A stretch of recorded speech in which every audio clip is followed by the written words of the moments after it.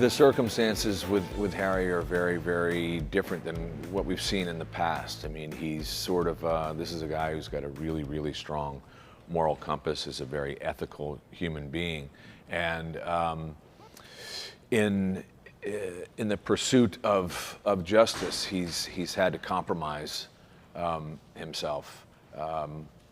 Morally to a certain degree and certainly ethically, and it goes against his own credo. And so I think when you have a character that places himself in those circumstances and has to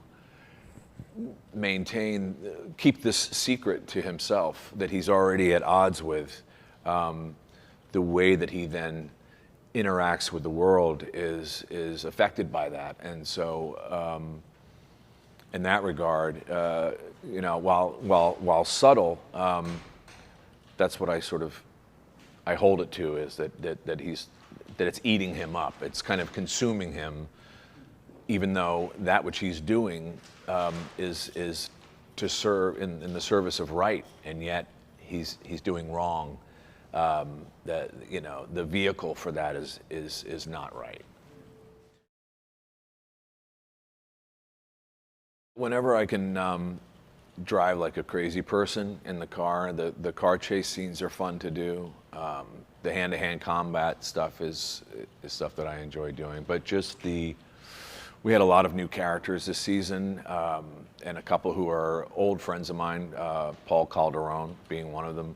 We go back like car seats to, you know, we're both New York guys from the New York theater and old friends, and to get to dance with someone of his tremendous talent, you know, I think it's, you know, when you're playing pool, if you're playing pool with someone who's a good pool player, it's more engaging and interesting.